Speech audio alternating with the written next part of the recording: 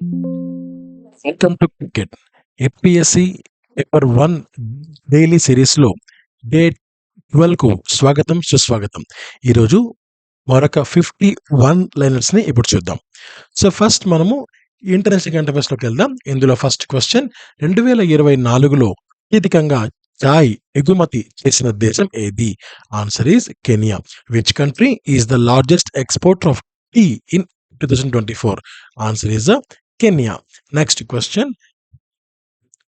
IIM Ahmedabad తన మొదటి అంతర్జాతీయ క్యాంపస్‌ను ఎక్కడ ప్రారంభిస్తోంది? Answer Dubai. Where is IIM Ahmedabad launching its first international campus? Answer Dubai.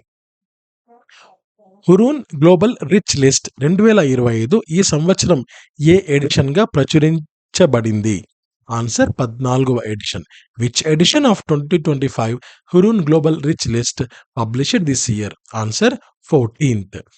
T20 క్రికెట్లో 13,000 పరుగులు చేసిన తొలి భారత్ క్రికెటర్ ఎవరు? Answer Virat Kohli. Who became the first Indian cricketer to score 13,000 runs in T20 cricket? Answer Virat Kohli. COP30కి ముందుగా గ్లోబల్ క్లైమేట్ యాక్షన్ వేగవంతం చేయడానికి కొత్త అంతర్జాతీయ సంస్థ ఏర్పాటు చేయాలని ప్రతిపాదించిన దేశం ఏది? Answer Brazil. Which country has proposed the creation of a new international organisation to accelerate global climate action ahead of COP30? Answer Brazil. తర్వాత నేషనల్ కరెంట్ అఫైర్స్. ఇందులో ఫస్ట్ క్వశ్చన్ ప్రపంచ టాప్ 10 అత్యంత సంపన్న మహిళల జాబితాలో చోటు దక్కిన తొలి భారతీయ మహిళ ఎవరు? Answer Roshni Nadar. Who is the first Indian women to enter the global top 10 richest women list? Answer Roshni Nadar. తర్వాత ఏ రాష్ట్ర ముఖ్యమంత్రి ప్రజలతో మెరుగైన అనుసంధానం కోసం సారథి అనే ఏఐ చాట్‌బాట్‌ను ప్రారంభించారు? Answer Haryana. Which state CM launches AI chatbot called Sarathi for enhanced citizen engagement? Answer is Haryana. 2025 NITI Aayog పూర్తికాల సభ్యుడిగా ఎవరు నియమితులయ్యారు? Answer Rajiv Gauba. Who has been appointed as the full time member of NITI Aayog in 2025? Answer Rajiv Gauba. Fourth question Bharat బీమా నియంత్రణ మరియు అభివృద్ధి ప్రాధికార సంస్థ IRDAI insurance regulatory development authority of ఇండియాలో స్వామినాథన్ ఎస్ అయ్యర్ ఈయనను పూర్తికాల సభ్యుడిగా నియమించారు. Who has been appointed as the whole time member of insurance regulatory and development authority of India IRDAI. Answer Swaminathan S Iyer. Fifth question Myanmar భూకంప బాధితుల కోసం భారత్ ప్రారంభించిన మానవతా సహాయ చర్య పేరేంటి అంటే operation Brahma. What is the name of the Indian humanitarian relief operation launched for Myanmar's earthquake victims? Answer operation Brahma. So Andhra Pradesh current అఫైర్స్‌లోకి వెళ్దాం. ఇందులో ఫస్ట్ క్వశ్చన్ ఆంధ్రప్రదేశ్ రాష్ట్రంలో ఎస్సీ వర్గీకరణ ఎప్పటి నుండి అమల్లోకి వచ్చింది? ఆన్సర్ 2025 ఏప్రిల్ 17న. From when did SC classification come into effect in Andhra Pradesh? Answer 17th of April 2025.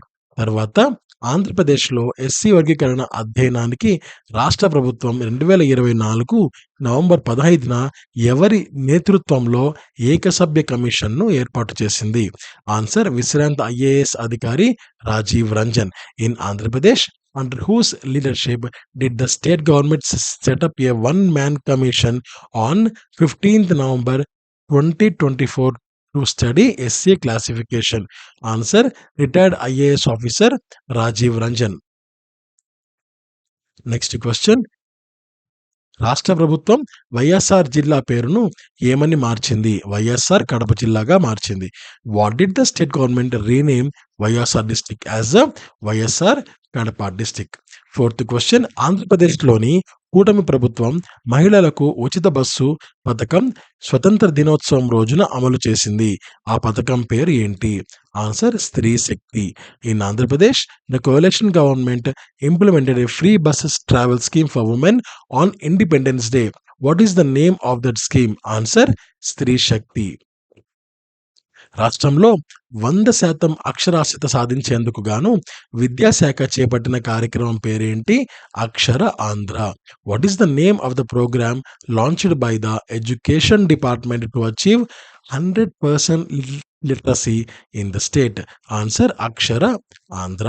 Next question science and టెక్నాలజీకి సంబంధించిన question. Which Indian satellite was the first to be launched in to space? Answer Aryabhata. భారతదేశం నుంచి అంతరిక్షంలో ప్రయోగించిన తొలి ఉపగ్రహం ఏది? Aryabhata. Next question large hadron collider యొక్క ప్రధాన కార్యం ఏంటి? కణాల ఢీకొనడం మరియు మౌలిక భౌతిక శాస్త్రాన్ని అధ్యయనం చేయడం. What is the primary function of the large hadron collider? To study particle collisions and fundamental physics. Next మొదటి విజయవంతమైన పోలియో వ్యాక్సిన్ను ఎవరు అభివృద్ధి చేశారు? Answer Jonas Salk. Next who developed the first successful polio vaccine? Answer Jonas Salk. Fourth question భూమి పటలంలో అత్యధికంగా ఉన్న మూలకం ఏది?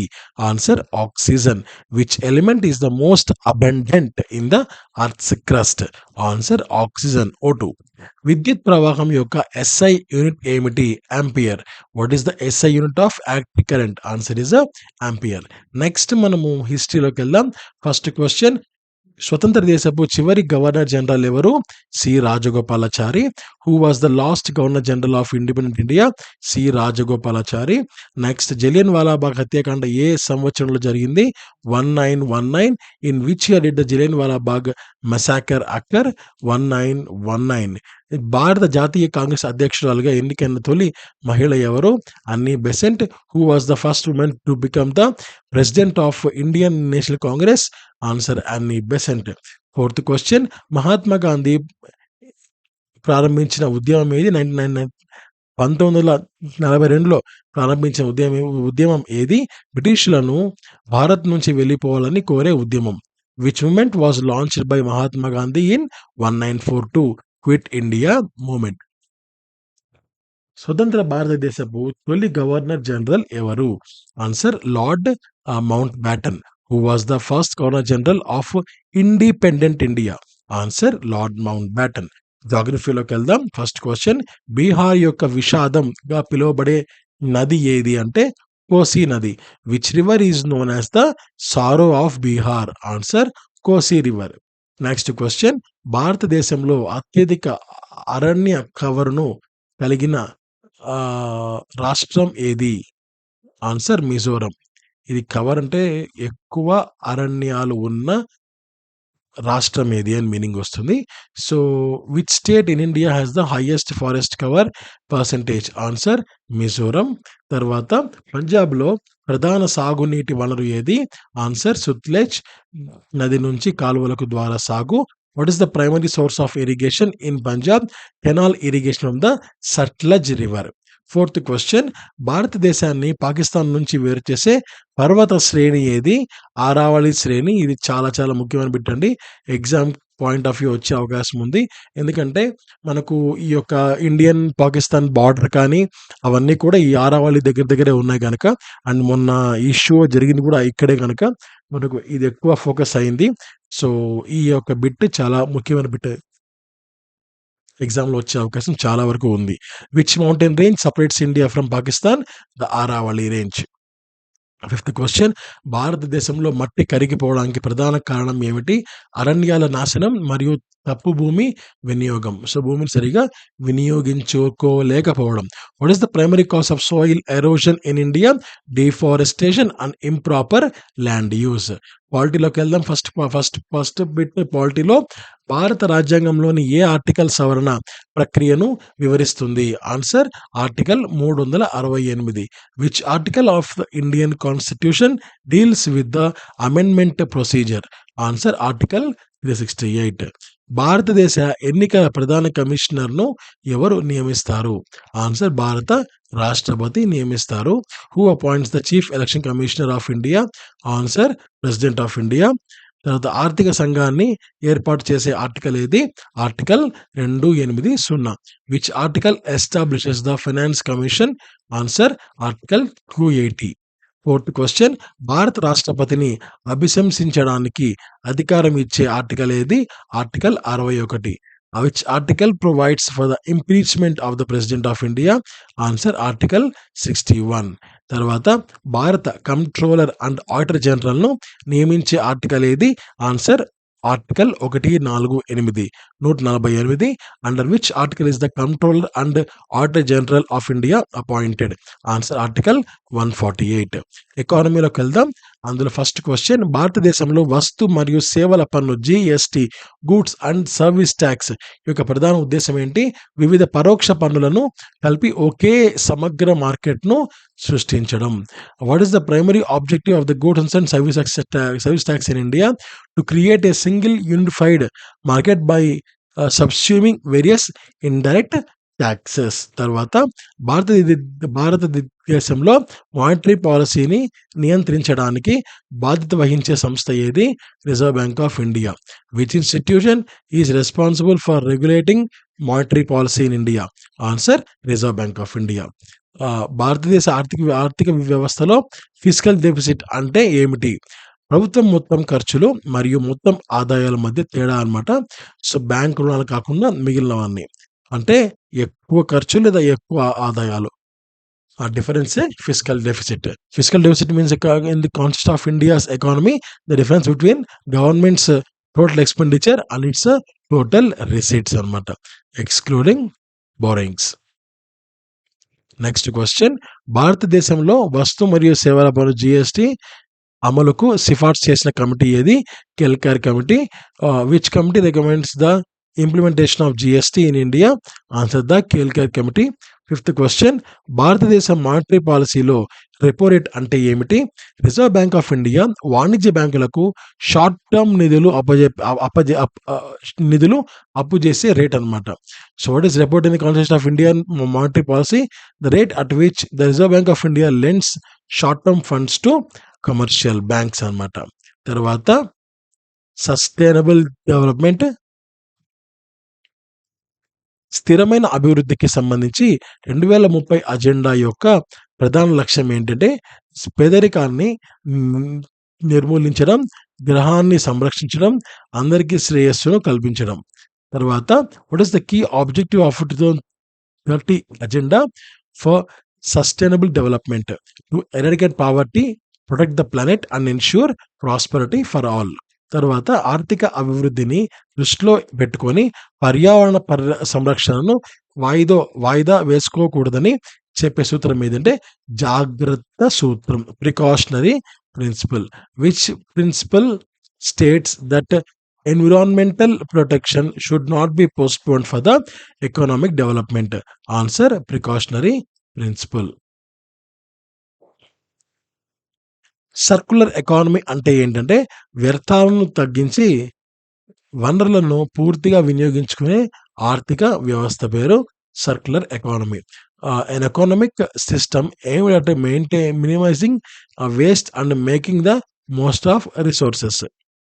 This is called as a circular economy. Fourth question, so which agreement aims to limit global warming to below 2 degrees centigrade? The answer, the Paris Agreement. ప్రపంచ ఉష్ణోగ్రత పెరుగుదలను 2 డిగ్రీల కంటే తక్కువగా పనులు చేయడానికి రూపొందించిన ఒప్పందం ఏది? ఆన్సర్ ప్యారిస్ ఒప్పందం 2015. Next question, which energy source is considered the cleanest among the fossil fuels? Answer natural gas. Fossil ఇంధనాలతో అత్యంత శుభ్రమైన శక్తి మూలం ఏది? ఆన్సర్ సహజ వాయువు. తర్వాత డిజాస్టర్ మేనేజ్మెంట్లోకి వెళ్దాం. ఇందులో ఫస్ట్ క్వశ్చన్, అగ్నిపర్వత విస్ఫోటనాలతో సంభవించే ప్రమాదాలు ఏమిటి? బూడిద వర్షం మరియు లావా ప్రవాహం. Which hazard is associated with volcanic eruptions? Ash fall and lava flow.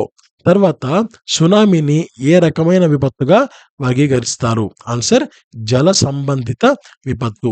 It is a hydrological disaster tsunami అనేది. తర్వాత సంక్రమణ వ్యాధుల వ్యాప్తికి దారితీసే విపత్తులు ఏమిటి? వరదలు మరియు సరైన పారిశుద్ధ్యం లేని పరిస్థితులు. Which disaster leads to the spread of infectious diseases? Floods and poor sanitation. Fourth question, అధిక ఉష్ణోగ్రత మరియు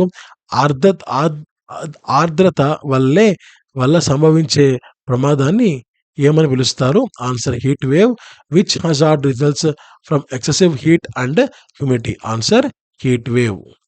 లాస్ట్ క్వశ్చన్ ఈరోజు, విపత్తుల ఆర్థిక భారం ఇతరులపై మోయడానికి ఉపయోగించే విధానాన్ని ఏమని పిలుస్తారు? Answer risk transfer. What is the risk transfer in disaster management?